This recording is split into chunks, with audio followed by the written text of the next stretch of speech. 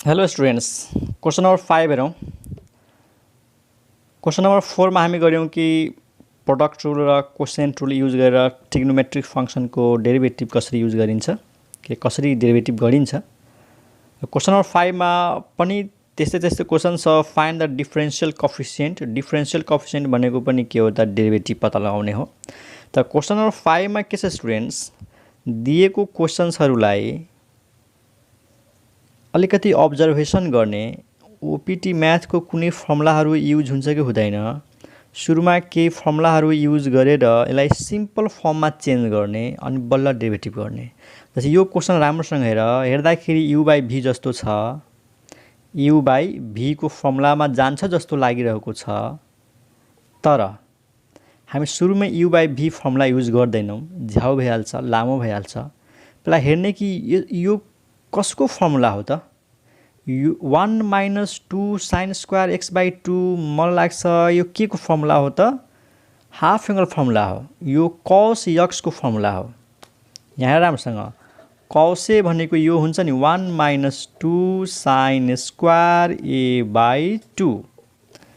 कसे भनेको 1 minus 2 sine square by 2 भनेपछि म यसको सट्टामा त सिधै कस एक्स लेख्न सक्छु। यहाँ ए बाई 2 छ त यहाँ ए हुन्छ, यहाँ एक्स बाई 2 छ त यक्स हुन्छ। भनेपछि यो भनेको त कस एक्स रहेछ, अनि कस एक्स क्यान्सल हुन्छ एउटा, अनि हेर कति सिम्पल फर्ममा चेन्ज हुन्छ। त 5 नम्बर क्वेसनमा पनि यस्तै टाइपको क्वेसन छ कि यसलाई पहिला ओपिटी म्याथको केही फर्मुलाहरू युज गरेर, जस्तै हाफ एङ्गल फर्मुला हुन्छ कि cos C minus cos D, sine C minus sine D formula use हुन्छ कि ट्यान ए प्लस बीको फर्मुला हुन्छ कि ट्यान ए माइनस बीको फर्मुला हुन्छ, यिनीहरूलाई युज गरेर सिम्पल फर्ममा लगेर अनि बल्ल डेरिभेटिभ गर्ने। सुरुमै डेरिभेटिभ गर्दाखेरि ठिक छ, गर्न सकिन्छ, तर बेकारमा एकदम झ्याउ भइहाल्छ, लामो भइहाल्छ। यो तपाईलाई हेर्ने कि फर्मुलामा चेन्ज हुने खालको छ कि छैन। लेट y भनेको 1 minus 2 sine square x by 2 divide by cos square x. अब मैले यहाँनिर डेरिभेटिभ गरेको छैन अहिले है, पहिला फर्मुलामा खोल्छु। यो भनेको के हो त, कस यक्स हो। तल के भयो, कस स्क्वायर एक्स। यहाँ स्टुडेन्ट्स एउटा कस क्यान्सल, माथि 1, तल एउटा कस बच्छ नि 1 अपन कस भनेको थाहै छ, 1 अपन कस भनेको के हो, सेक एक्स हो। ठिक छ, एउटा कस क्यान्सल, माथि 1 तल कस, 1 अपन कस भनेको सेक एक्स। अब यसलाई डेरिभेटिभ गर्ने हामीले। अब यसको डेरिभेटिभ त सिधै फर्मुलामा जान्छ। अब लेख्ने differentiating both sides with respect to x. Differentiating both sides with respect to x. dy upon dx d by dx ब्राकेटमा sec x।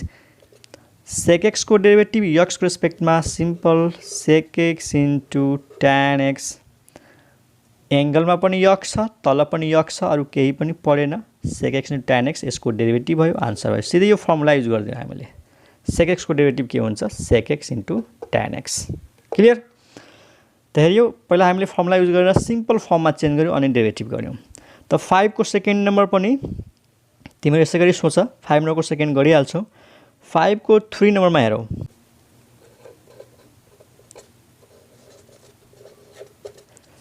ल 5 को थर्ड नम्बर हेरौँ। अब हेर्दाखेरि यहाँ पनि त यु बाई भी को जस्तो छ।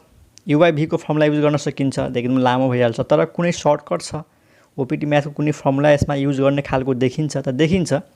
दुईटा साइनको बिचमा माइनस आएको छ, sine C minus sine D use गरिदिने। दुईटा कसको बिचमा प्लस आएको छ, cos C plus cos D formula use गरिदिने। ल साइन यो भयो सी, यो भयो डी है। साइन सी माइनस साइन डीको फर्मुला भनिहाल्छ फटाफट। साइन सी माइनस साइन डीको फर्मुला भन के हुन्छ त, माइनस छ त पहिला कस आउँछ, 2 कस सी प्लस डी त a into x plus b x by 2 C plus D by 2 into sine C minus D, यहाँनिर माइनस राखिदिने, एएक्स माइनस बीएक्स बाई 2 तल कस सी प्लस कस डी। दुईटा कसको बिचमा प्लस छ त यसको रिजल्ट दुईटै कसमा आउँछ, 2 cos C plus D by 2 into फेरि कस सी माइनस डी, यो सी यो डी, त ax प्लस bx बाई 2 त एउटामा हुन्छ c माइनस d त ax माइनस bx बाई 2। अब मलाई लाग्छ केही क्यान्सल हुन्छ त 2 र 2 क्यान्सल, cos र cos क्यान्सल। ठिक छ स्टुडेन्ट्स, माथि साइन तल cos, एंगल सेम छ, एंगल सेम छ। Sine theta by cos theta के हुन्छ tan थीटा, अथवा sin a upon cos a भनेको tan a, त्यसलाई के लेख्न सक्छु tan a भनेको यो एंगल हो, यो सेम हुनु पर्यो नि फेरि त सेम छ ax minus bx by 2 ax minus bx by 2। त यहाँनिर के लेखौँ a माइनस b बाई 2 अनि यहाँनिर x लेखेँ। x लाई कमन तानेर लेखिदिएको, अरू केही हैन। हेर न, x र x लाई बाहिर कमन तानेर लेखिदिएको छु।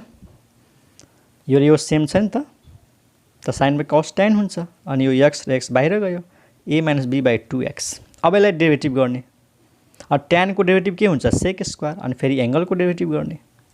अब यसपछि त केही छँदै छैन, यो जुन y छ। अब यसपछि लेख्ने differentiating both sides with respect to x we get, त y को डेरिभेटिभ यहीँनिर लेखौँ dy upon dx is equal to d by dx अनि ब्राकेटमा tan एंगलमा a minus b by 2 into x, a minus b by 2 into x।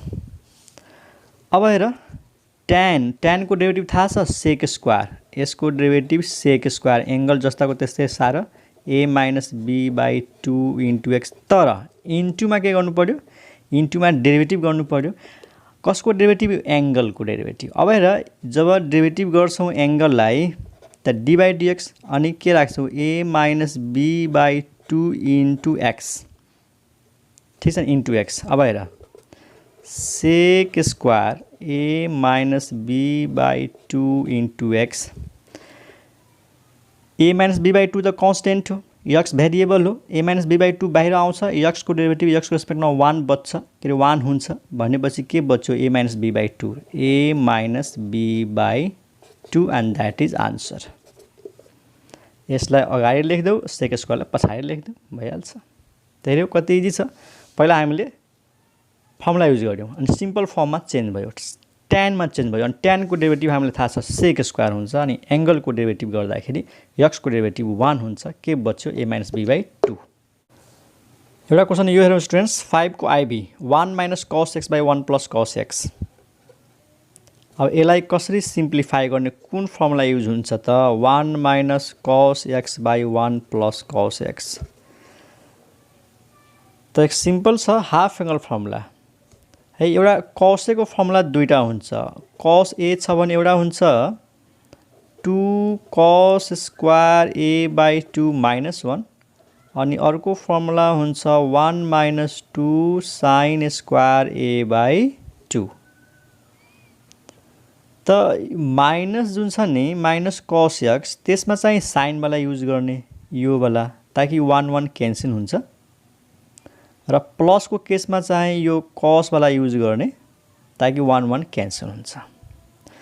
र मैले लिमिट पढाउँदाखेरि भनेको हो कि 1 माइनस cos x, जस्तै यसबाट हेर 1 के अरे यहाँबाट हेर कि cos a उता जान्छ त 1 माइनस cos a यो टर्म यता आउँछ, त म डाइरेक्ट के लेख्न सक्छु 1 माइनस cos x भनेको 2 sin स्क्वायर x बाई 2 अनि प्लस आयो भने के लेख्न सक्छौँ 2 cos स्क्वायर x बाई 2। यदि थाहा छ भने डाइरेक्ट लेख्न सकिन्छ भने लेख्ने, मतलब कसरी सम्झिने 1 माइनस cos x माइनस छ भने यसको रिजल्ट साइनमा जान्छ अनि यसको हाफ हुन्छ, x को हाफ x बाई 2, प्लस छ भने यसको रिजल्ट cosमा जान्छ, स्क्वायर हुन्छ, यसको पनि हाफ हुन्छ।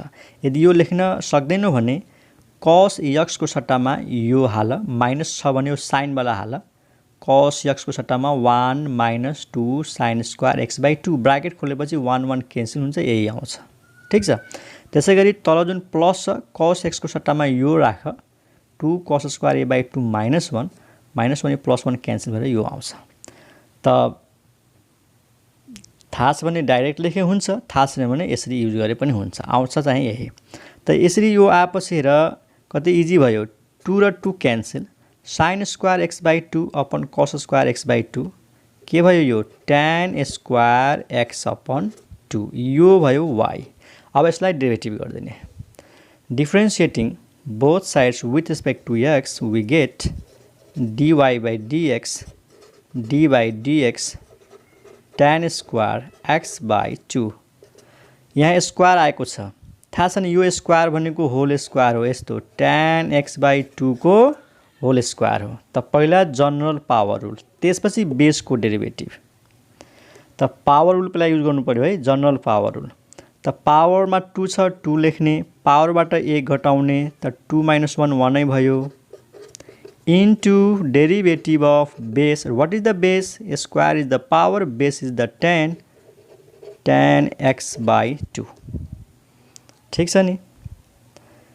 यहाँ हेर न यो पावरमा 2 छ 2 आउँछ 2 - 1 tan x by 2 इन्टु यो के गरेको हो बेसलाई डेरिभेटिभ 2 भनेको पावर बेस भनेको tan को डेरिभेटिभ 2 tan x by 2 अब यहाँनिर tan को डेरिभेटिभ ठीक छ tan को डेरिभेटिभ के हुन्छ sec स्क्वायर अनि यो एंगल जस्ताको त्यस्तै तर फेरि के डेरिभेटिभ अफ एंगल tan भनेको ट्रिग्नोमेट्रिक फंक्सन को डेरिभेटिभ गर्दा एंगलको पनि डेरिभेटिभ गर्नु पर्छ त tan को डेरिभेटिभ sec स्क्वायर अनि एंगलमा x by 2 छ त्यसको डाइरेक्ट लेखिदेऊ x by 2 को डेरिभेटिभ हुन्छ 1 by 2 क्लियर छ x by 2 को डेरिभेटिभ x को रेस्पेक्टमा 1 by 2 किन 1 by 2 कन्स्टेन्ट अगाडि आउँछ x को डेरिभेटिभ x को रेस्पेक्टमा 1 हुन्छ अब 2 र यो 2 क्यान्सल बाँकी आन्सर के आयो tan x by 2 इन्टु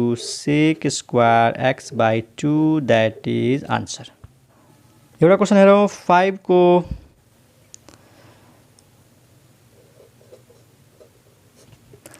यहाँ स्टुडेन्ट्स यसको derivative root over 1 minus sin x by 1 plus sin x यसको दुईटा मेथड छ स्टुडेन्ट्स यसको दुईटा मेथड छ एउटा मेथड के छ यसलाई रेसनलाइज गर्नुको मतलब तल प्लस छ नि त रुट भित्रै तल माथि मल्टिप्लाई गरिदिने 1 माइनस sin x ले इन्टु दिएर 1 माइनस sin x तल पनि 1 माइनस sin x रुट भित्रै एउटा मेथड त्यो हो अर्को मेथड के छ यसलाई हाफ एंगल फर्मुलामा युज गरेर गर्न सकिन्छ त म चाहिँ हाफ एंगल फर्मुला युज गरेर गर्छु तिमीहरू रेसनलाइज गरेर यानी कन्जुगेटले मल्टिप्लाई गरेर ट्राई गर एन्सर मिलाऊ एन्सर मिल्यो भने धेरै राम्रो मिलेन भने यो मेथड हेर्ने है त यहाँनिर हाफ एंगल फर्मुला अब हाफ एंगल फर्मुला भन्नाले 1 भनेको थाहा छ 1 भनेको cos square x by 2 plus sin square x by 2 हामीलाई थाहा छ cos square theta plus sin square theta भनेको 1 हुन्छ अनि हाफ फर्मुला किन युज गर्दैछौं त sin x जुन छ नि जब sin x को हामी फर्मुला युज गर्छौं हाफ एंगल फर्मुला त यहाँ x छ त यहाँनिर के हुन्छ x by 2 हुन्छ त sin x को फर्मुला हुन्छ 2 sin x by 2 cos x by 2 कुन फर्मुला यो फर्मुला sin a भनेको 2 sin a by 2 cos a by 2 अब यहाँनिर त हाफ आयो त यो हेरेर पनि यहाँनिर हामीले x by 2 राख्नु पर्छ नभए 1 भनेको त cos स्क्वायर x पनि हो cos square x plus sin square x त्यो पनि हुन्छ तर यहाँनिर हेर्दाखेरि त x by 2 छ त्यही भएर cos square x by 2 plus sin square x by 2 यो भनेको आखिर 1 हो र यो भनेको के हो sin x हो र सेम माथि जस्तै तल 1 छ के लेख्ने cos square x by 2 plus sin square x by 2 plus 2 sin x by 2 cos x by 2 अनि यो स्क्वायर रुट भित्र है त त्यसरी हाफ एंगल फर्मुला खोल्यौं 1 भनेको cos square theta plus sin square theta तर यहाँनिर half angle x by 2 x by 2 अनि sin x को formula 2 sin x by 2 cos x by 2 अब हामीले एउटा फर्मुला यसमा युज गर्न सक्छौं a square plus b square minus 2ab हैन यसलाई a स्क्वायर मान्ने हो यसलाई b स्क्वायर मान्ने हो त यो 2ab भयो त a - b को होल स्क्वायर यसलाई पनि a स्क्वायर मान्ने हो यसलाई b स्क्वायर मान्ने हो त 2ab भयो त a प्लस b को होल स्क्वायर। अब यसपछि हेरौँ students, cos square sin square 2 cos into sin, म यहाँ यो लेख्न सक्छु cos x by 2 minus sin x by 2 को होल स्क्वायर, सकिन्छ हैन। त्यसै गरी यो a स्क्वायर यो b स्क्वायर यो 2ab त प्लस छ, यहाँ लेख्न सक्छु cos x by 2 plus sin x by 2 को होल स्क्वायर, अनि यो स्क्वायर रुटमा है, यो स्क्वायर रुटमा त a माइनस b को whole square, a square minus 2ab plus b square, a plus b को होल स्क्वायर यो आउँछ। ठीक छ, यसमा यही ट्रिक छ स्टुडेन्ट्स। अब यो स्क्वायर र यो स्क्वायर रुट क्यान्सल, यो स्क्वायर र यो स्क्वायर रुट क्यान्सल, माथिबाट पनि यो स्क्वायर हट्छ रुट हट्छ, तलबाट पनि यो स्क्वायर हट्छ रुट हट्छ, थाहै छ। तब यसपछिको स्टेप के आयो, माथि हुन्छ cos x by 2 minus sin x by 2, तल cos x by 2 plus sin x by 2। अनि यहाँ हेर स्टुडेन्ट्स, यो दुईटाबाट म cos लाई कमन तान्दैछु है, cos x बाई 2 कमन तान्दैछु त 1 माइनस यहाँनिर cos छैन त sin को तल cos गइहाल्छ त त्यो भइहाल्छ tan x बाई 2। यो दुईटाबाट cos कमन तान्न, cos x by 2 cos x by 2 त यहाँ 1 बच्छ, यहाँनिर cos छैन त sin को तल cos जान्छ, sin बाई cos भनेको tan x बाई 2। कमन नभए पनि हामीले कमन तान्नुपर्ने हुन्छ। जस्तै मानौ a प्लस b छ, अब म दुईटैबाट a कमन लिन्छु त a गइसक्यो 1, अब यसमा त a छैन त मैले के गर्छु b को डिभाइडमा a राखिदिन्छु, यस्तो हो। a कमन लिउँ त यसमा a नै थिएन त डिभाइडमा राखिदिने। आखिर हेर न, यो a ले मल्टिप्लाई गर त, a इन्टु 1 a अनि a into b by a र a क्यान्सल b, सेम त्यही नियम छ। cos कमन तान्यौ त यहाँ 1 बच्यो, यहाँनिर cos थिएन त sin को तल cos गयो, sin बाई cos भनेको tan। त्यसै गरी यहाँ cos कमन तान्यौ 1 भयो, sin को तल cos भनेको tan, cos र cos क्यान्सल।